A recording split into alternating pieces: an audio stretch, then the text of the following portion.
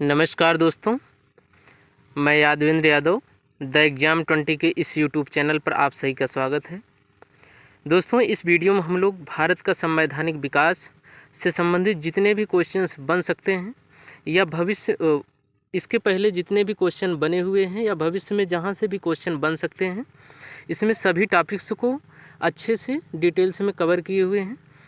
इसमें हम लोग ब्रिटिश ईस्ट इंडिया कंपनी के अंतर्गत पारित अधिनियम, जैसे 1773 का रेगुलेटिंग एक्ट हुआ, 1785 का पिट्स इंडिया एक्ट हुआ, 1786 का संशोधन अधिनियम हुआ, 1793 का चार्टर्ड अधिनियम हुआ और 1813, 1833, 1853 से संबंधित जितने भी चार्टर एक्ट हैं, इसके अतिरिक्त ब्रिटिश ताज के अंतर्गत जो भारत में भारत शासन अधिनियम लाए गए, जैसे 1858 का भारत शासन अधिनियम, 1861 का भारत शासन अधिनियम, 1892 का भारत शासन अधिनियम और 1909, 1919 और 1935 के भारत शासन अधिनियम से संबंधित सभी इम्पोर्टेंट क्वेश्चंस को डिस्कस करेंगे। तो आप लोग वीडियो को बिना स्किप किए ज़रूर देखिएगा और वीडियो अगर पसंद आए तो इसे लाइक करिए। चैनल पे अगर नए हैं तो चैनल को सब्सक्राइब करिए और ज़्यादा से ज़्यादा लोगों तक ये वीडियो शेयर करिए ताकि और लोगों को भी हेल्प मिल सके। चलिए शुरू करते हैं। ब्रिटिश ईस्ट इंडिया कंपनी के अंतर्गत पारित अधिनियम, जैसे 1773 से 1853 तक जो भी अधिनियम पारित हुए हैं, उससे संबंधित हम लोग जितने भी महत्वपूर्ण फैक्ट हैं उसको देखेंगे। पहले हम लोग देख लेते हैं कौन कौन से एक्ट आए हुए थे। तो सबसे पहले 1773 का रेगुलेटिंग एक्ट आया, उसके बाद 1784 का पिट्स इंडिया एक्ट आया, उसके बाद 1786 का संशोधन अधिनियम आया। तो आप इन तीनों को एक साथ याद करिए। उसके बाद 1793 का चार्टर एक्ट और 1813 का चार्टर एक्ट, 1833 का, 1853 का चार्टर एक्ट एक साथ याद करिए, क्योंकि 1793 में आप 20 जोड़ेंगे तो 1813 होगा, 1813 में 20 जोड़ेंगे तो 1833 होगा और 1833 में 20 जोड़ेंगे तो 1853 होगा। ये बड़ी आसानी से आप लोग याद कर सकते हैं। इसके अतिरिक्त ब्रिटिश ताज के अंतर्गत पारित जो अधिनियम है, उसमें हम लोग 1947 का जो भारत का स्वतंत्रता अधिनियम था वो उसके अलावा 1835 तक के जितने भी अधिनियम हैं उसे देखेंगे, जैसे कि 1858 का भारत शासन अधिनियम, 1861 का भारत शासन अधिनियम, 1892 का भारत शासन अधिनियम और 1909 का मार्ले मिंटो सुधार अधिनियम, 1919 का मॉन्टेग्यू चेम्सफोर्ड सुधार अधिनियम और 1935 का भारत शासन अधिनियम से संबंधित जितने भी महत्वपूर्ण फैक्ट हैं उसके देखेंगे। चलिए शुरू करते हैं। सबसे पहले हम लोग देखते हैं 1773 के रेगुलेटिंग एक्ट में क्या क्या बदलाव किए गए। तो दोस्तों, इसके पीछे की पृष्ठभूमि समझें तो 1773 के रेगुलेटिंग एक्ट को लाया इसलिए गया क्योंकि भारत में सबसे पहले 1600 ईस्वी में महारानी एलिजाबेथ प्रथम ने ईस्ट इंडिया कंपनी को 15 वर्षों के लिए पूरब में व्यापार करने का अधिकार दिया। उसके बाद ईस्ट इंडिया कंपनी प्रारंभ में तो केवल एक व्यापारी कंपनी के रूप में कार्य करती रही, लेकिन उसे जैसे ही यह महसूस हुआ कि भारत में व्यापार करना है, यहाँ का शोषण करना है, तो यहाँ की प्रशासनिक जिम्मेवारी या प्रशासन अपने हाथ में लेना पड़ेगा। तो इसके लिए उसने प्लासी और बक्सर जैसे निर्णायक युद्ध लड़े और इन्हीं युद्धों के बाद ये तय हो गया कि भारत में अब शासन ब्रिटिश ईस्ट इंडिया कंपनी का रहेगा। लेकिन ब्रिटिश ईस्ट इंडिया कंपनी पर नियंत्रण रखने के लिए ब्रिटिश सरकार ने कुछ एक्ट पारित करके दिए कि आपको इसी एक्ट के अंतर्गत, इसी नियम के तहत भारत में शासन करना है। इसमें 1773 का रेगुलेटिंग एक्ट के अंतर्गत पहली बार कंपनी पर संसदीय नियंत्रण स्थापित हुआ, वो भी ब्रिटेन का संसदीय नियंत्रण स्थापित हुआ और कंपनी को चलाने के लिए 2 संस्थाओं का निर्माण किया गया। एक था कोर्ट ऑफ प्रोपराइटर्स, ये निवेशकों का समूह होता था और इसमें बहुत सारे सदस्य होते थे। इन्हीं बहुत सारे सदस्यों द्वारा कोर्ट ऑफ डायरेक्टर के 24 सदस्यों का चुनाव होता था और इन 24 सदस्यों में से एक अध्यक्ष होता था जो कंपनी का सर्वोच्च कार्यकारी अधिकारी हुआ करता था। 1773 के रेगुलेटिंग एक्ट में सबसे बड़ा बदलाव ये किया गया कि जो गवर्नर हुआ करता था पहले बंगाल का और मद्रास मुंबई का गवर्नर हुआ करता था, अब उसे मुंबई और मद्रास के गवर्नर को हटाकर केवल बंगाल का गवर्नर जनरल नियुक्त किया गया, जिसे सबसे पहले बंगाल का गवर्नर जनरल वारेन हेस्टिंग नियुक्त किया गया। और मुंबई और मद्रास प्रेसिडेंसी को इसी गवर्नर जनरल के अधीन कर दिया गया। और गवर्नर जनरल के लिए 4 सदस्यीय परिषद का गठन किया गया, जिसमें गवर्नर जनरल हुआ करता था और ये 4 सदस्यीय परिषद हुआ करती थी और ये कुल मिलाकर 5 लोग हुआ करते थे। और इसमें जो निर्णय होता था बहुमत के आधार पर लिया जाता था। अर्थात जैसे हम लोग ये चैप्टर पढ़ रहे हैं भारत का संवैधानिक विकास, तो इससे जैसे हम लोग आज देखते हैं कि भारत में जो भी निर्णय लिए जाते हैं बहुमत के आधार पर, सरकार बनती है बहुमत के आधार पर, सरकार गिरती भी है तो बहुमत के आधार पर, कोई भी प्रस्ताव पारित होता है तो बहुमत के आधार पर। तो ये बहुमत की जो प्रथम दर्शन है वो 1773 के रेगुलेटिंग एक्ट में दिख जाता है। 1773 के रेगुलेटिंग एक्ट के अंतर्गत 1774 में कलकत्ता में एक सर्वोच्च न्यायालय की स्थापना की गई, जिसमें एक मुख्य न्यायाधीश एलिजा एम्पे और 3 अन्य न्यायाधीश हुआ करते थे। ध्यान रखिएगा दोस्तों कि ये जो सर्वोच्च न्यायालय कलकत्ता में 1774 में स्थापित हुआ, ये वर्तमान का जो सर्वोच्च न्यायालय है वो नहीं है। वर्तमान का जो सर्वोच्च न्यायालय है वो 1935 के भारत शासन अधिनियम के अंतर्गत स्थापित हुआ था। तो चलिए देखते हैं नेक्स्ट 1784 का पिट्स इंडिया एक्ट, इससे संबंधित जो महत्वपूर्ण बिंदु हैं। इसमें संसदीय नियंत्रण को और बढ़ाया गया और इसके लिए बोर्ड ऑफ कंट्रोल का गठन किया गया। इसमें 6 सदस्य होते थे और इनका अध्यक्ष ब्रिटिश संसद के मंत्रिमंडल का एक सदस्य हुआ करता था। गवर्नर जनरल के अधिकार को बढ़ाया गया, इनके लिए 4 सदस्यों की संख्या को घटाकर 3 कर दिया गया। ऐसा होने पर गवर्नर जनरल को केवल 1 सदस्य की आवश्यकता अब किसी भी निर्णय को पारित करने के लिए हुआ करती थी। नेक्स्ट देखते हैं 1786 का संशोधन अधिनियम। इसे विशेष तौर पर कॉर्नवालिस के संबंध में लाया गया था और इसमें ये बताया गया कि गवर्नर जनरल अब जो ईस्ट इंडिया कंपनी की सेना थी उसका मुख्य सेनापति गवर्नर जनरल होगा और जो परिषद का निर्णय है गवर्नर जनरल की जो परिषद थी उसके निर्णय को रद्द करने का अधिकार भी अब गवर्नर जनरल को दे दिया गया था। नेक्स्ट 1793 का चार्टर एक्ट से संबंधित महत्वपूर्ण तथ्य जान लेते हैं। इसमें कंपनी का शासन 20 वर्षों के लिए बढ़ा दिया गया। बंगाल के गवर्नर जनरल को बम्बई और मद्रास का पर्यवेक्षण का अधिकार प्राप्त हो गया। नेक्स्ट 1813 के चार्टर एक्ट को देखते हैं। 1813 के चार्टर एक्ट में भी 20 वर्षों के लिए, दोस्तों ध्यान रखिएगा 1793 से ही प्रत्येक 20 वर्ष के लिए जो है कि ये बढ़ाया जाने लगा, तो 20 वर्षों के लिए पुनः बढ़ाया गया। इसमें सबसे बड़ी बात जो बहुत बार क्वेश्चन पूछा गया है एग्जाम्स में कि व्यापारिक एकाधिकार जो ईस्ट इंडिया कंपनी का था उसे समाप्त कर दिया गया और केवल चीन और चाय पर जो है एकाधिकार वो बचा रहा ईस्ट इंडिया कंपनी का। इसके अतिरिक्त शिक्षा पर 1 लाख रुपए वार्षिक व्यय करने का जो है कंपनी ने खर्च उठाना शुरू किया। ये शिक्षा पर 1 लाख का खर्च भारतीयों को आगे बढ़ाने के लिए नहीं किया जाता था, बल्कि उनकी सहानुभूति प्राप्त करने के लिए, ताकि भारत का और भी शोषण किया जा सके। और 1813 के चार्टर एक्ट के थ्रू ही सबसे पहले ईसाई मिशनरियों को भारत में आने की छूट दी गई और भारत में ईसाई धर्म का प्रचार प्रसार करने के लिए इनको प्रोत्साहन दिया गया और भारतीय लोगों को ईसाई धर्म अपनाने के लिए मोटिवेट किया गया इसी चार्टर एक्ट के अंतर्गत। नेक्स्ट टॉपिक देखते हैं 1833 का चार्टर एक्ट, इससे संबंधित महत्वपूर्ण तथ्य। इसमें भी 20 वर्ष के लिए पुनः जो है कि कंपनी का शासन बढ़ाया गया और जो 1813 के चार्टर एक्ट में चीन और चाय पर कंपनी का एकाधिकार था उसे भी अब समाप्त कर दिया गया। इस तरीके से 1833 में ईस्ट इंडिया कंपनी का व्यापारिक अधिकार पूर्णतः समाप्त कर दिया गया। ये बहुत ही इंपॉर्टेंट फैक्ट है, इसे आप लोग ध्यान रखिएगा। दूसरा महत्वपूर्ण फैक्ट ये है कि धर्म जाति वर्ण के आधार पर सरकारी चयन में भेदभाव को समाप्त कर दिया गया 1833 के चार्टर एक्ट के अंतर्गत।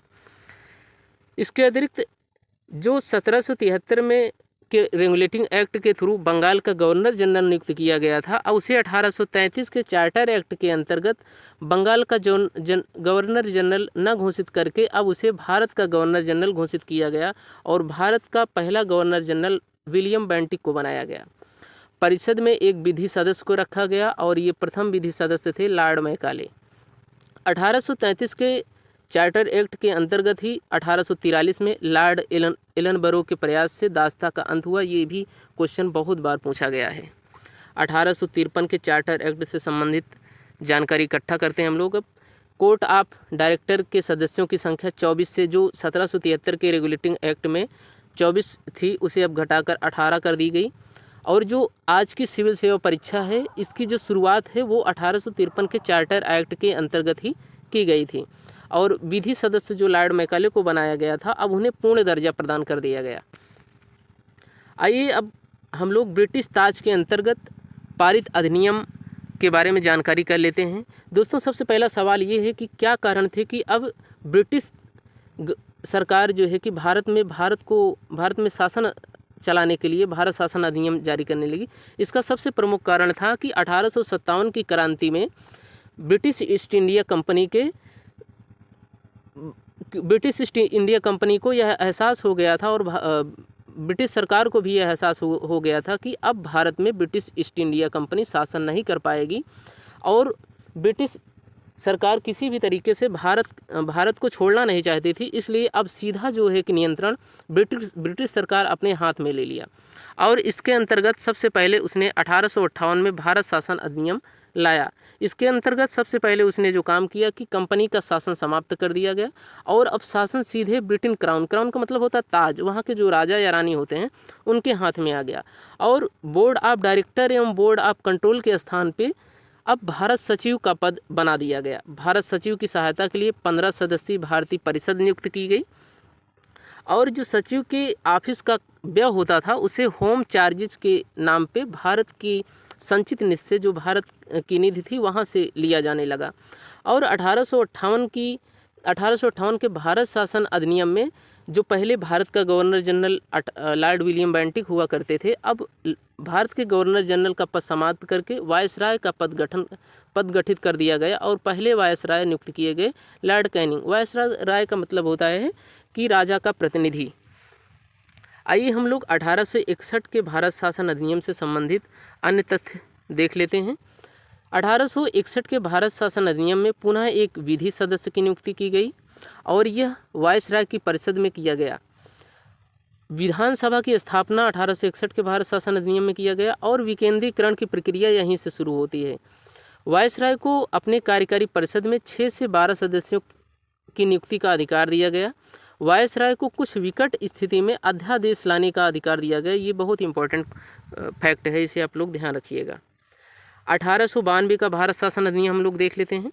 1892 के भारत शासन अधिनियम में वायसराय की परिषद में कम से कम 10, अधिक से अधिक 16 सदस्यों की नियुक्ति की छूट दी गई और निर्वाचन पद्धति की जो शुरुआत है वो 1892 के भारत शासन अधिनियम से होती है। केंद्रीय विधान परिषद में भारतीय सदस्यों को वार्षिक बजट पर बहस करने और प्रश्न पूछने का अधिकार दिया गया, लेकिन इन्हें मत देने का अधिकार नहीं था। 1909 के भारत शासन अधिनियम या मार्ले मिंटो सुधार अधिनियम इसे बोला जाता है, तो इससे संबंधित जानकारी हम लोग देखते हैं। ये बहुत इंपॉर्टेंट है, यहाँ से क्वेश्चन बहुत भर के पूछे जाते हैं प्रत्येक एग्जाम में, तो आप लोग ध्यान से देखिएगा। जैसे विधानमंडलों का जो आकार की शक्ति में वृद्धि यहाँ पर की गई 1909 के भारत शासन अधिनियम में। सार्वजनिक विषयों पर भी प्रश्न पूछने का, पहले केवल वार्षिक बजट पर प्रश्न पूछने और बहस करने का अधिकार भारतीयों का था, लेकिन अब सार्वजनिक विषयों पर भी वे प्रश्न पूछ सकते थे और वहाँ पर बहस कर सकते थे। पृथक निर्वाचन के आधार पर मुस्लिमों को सांप्रदायिक प्रतिनिधित्व प्रदान किया गया। ये भारत की सामाजिक सौहार्द को बिगाड़ने का ब्रिटिश सरकार द्वारा सबसे बड़ा प्रयास था और उसमें वो सफल होते भी दिख रहे थे काफ़ी स्तर तक। इसके बाद 1919 के भारत शासन अधिनियम जो मांटेग्यू चेम्सफोर्ड अधिनियम था, उसमें भी उन्होंने सिख और जो है कि यूरोपियों को, आंग्ल भारतीयों को भी पृथक निर्वाचन के लिए अधिकार प्रदान कर दिया था। तो ये बहुत इंपॉर्टेंट क्वेश्चन है, इसे आप लोग ध्यान रखिएगा।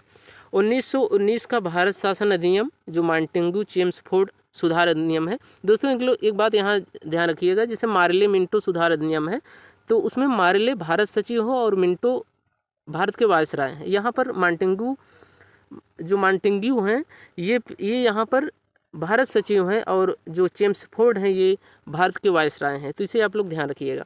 तो इसमें सबसे बड़ी जो व्यवस्था की गई, केंद्र में द्विसदनात्मक व्यवस्था, जैसे आज भारत में द्विसदनात्मक व्यवस्था है, जैसे कि सबसे उच्च सदन होता है वो राज्यसभा और जो निम्न सदन होता है वो लोकसभा होती है, तो वैसे ही 1919 के भारत शासन अधिनियम में केंद्र में द्विसदनीय व्यवस्था लागू किया गया। उच्च सदन को काउंसिल ऑफ स्टेट कहा जाता था, इसमें 60 सदस्य होते थे और केंद्रीय विधानसभा जो निम्न सदन हुआ करती थी, काउंसिल ऑफ असेंबली, इसमें 144 सदस्य हुआ करते थे।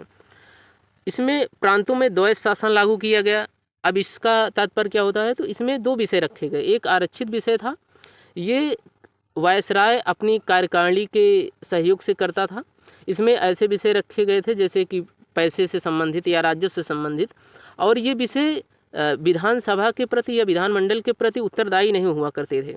जबकि हस्तांतरित विषय भारतीयों को दिए गए, जैसे कि स्वास्थ्य, शिक्षा, रोजगार, ये सब विषय भारतीयों को दिए गए और ये विधान सभा के प्रति उत्तरदायी हुआ करते थे। पहली बार उत्तरदायी शासन शब्द का प्रयोग इसी 1919 के भारत शासन अधिनियम में किया गया और प्रत्यक्ष चुनाव अपनाया गया 1919 के भारत शासन अधिनियम में।